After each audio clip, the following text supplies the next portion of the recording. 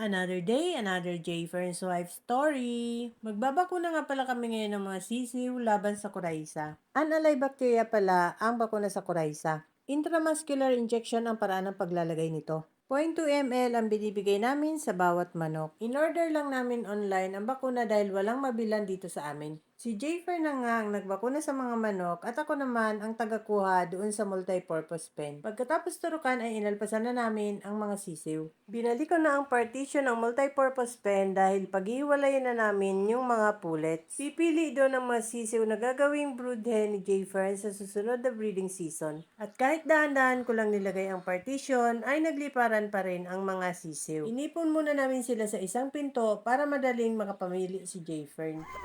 Ayan, gutom.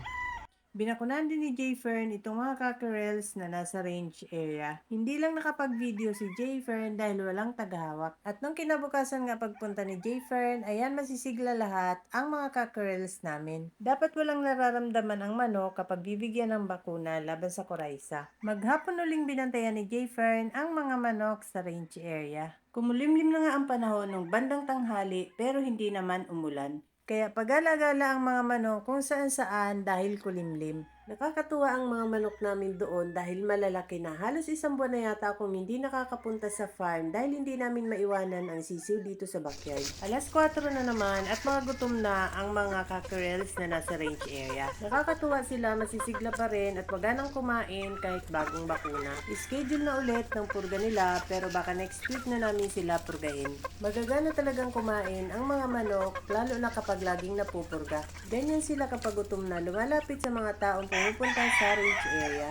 At dahil hapon nga ngayon, dry feeding ang ginawa sa kanila ni Richard. Mas madaming tumuka ang mga manok kapag hapon compared sa umaga kasi pag hapon ay magdamag silang hindi tutuka. Kaya kapag hapon na, only feeding na ang ginagawa namin sa kanila. Dinadagdagan namin ng patuka kapag nakikita namin na gusto pang tumuka ng mga manok. 4 p.m. kami nagpapatuka ng mga manok at bago yan mag 6 o'clock ay naghahapunan na sila.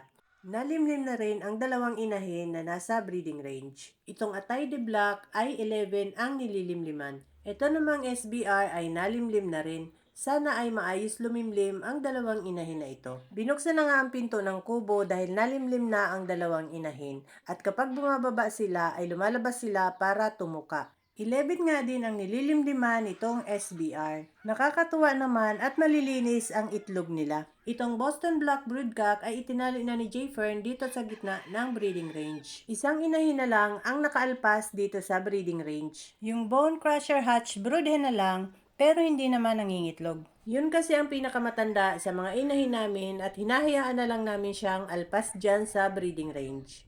Masisigla rin itong mga alpas namin dito sa aming backyard. Kaya hinahawakan niya ang mga sisiw para makita niya kung okay ang mga manok. Umaga't hapon namin nahahawakan ang mga manok namin. Kaya napapansin agad namin kung merong hindi nakakatukang manok. Kada hapon ay isa-isa namin nilalagay sa multipurpose pen ang mga manok at kada umaga naman ay nilalabas namin. Ayan, hinati na namin itong nasa folding at sobrang dami nila.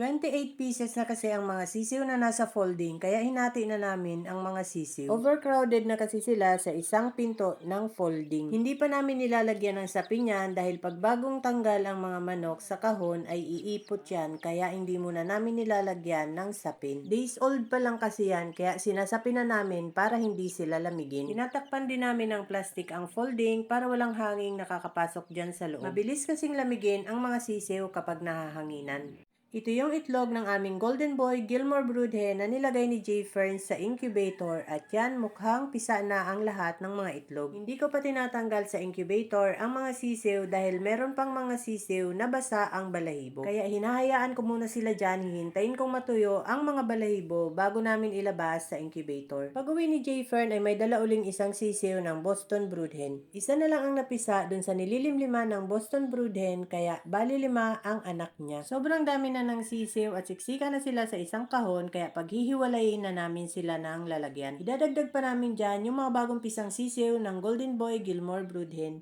Natuyo na rin ang balahibo ng mga bagong pisang sisiw kaya nilabas na ni Jayfern sa incubator. Nakakatuwa ang sisiw dahil malalaki. Yung sisiw na nababalutan pa pero basag na ang mga shell niya ay napisa pa din. Kung sa inahin yon ay maiipit lang yon at sayang lang ang sisiw. Minarkingan ko na agad ang mga sisiw para mailagay ko sa kahon. Double right ang marking ng aming mga Golden Boy Gilmore chicks. 35 pieces na ang lahat ng mga sisiw namin kaya hinati na namin sila sa dalawang kahon. Wala kasi kaming malaking kahon na pwede namin paglagyan sa kanila kaya hinati na lang namin sa dalawa. Hindi na sila siksikan kaya may iwasan ng may masuffocate na sisiw. That's all guys. Thank you so much for watching. Please like, share, and follow for more. See you on my next video. Bye!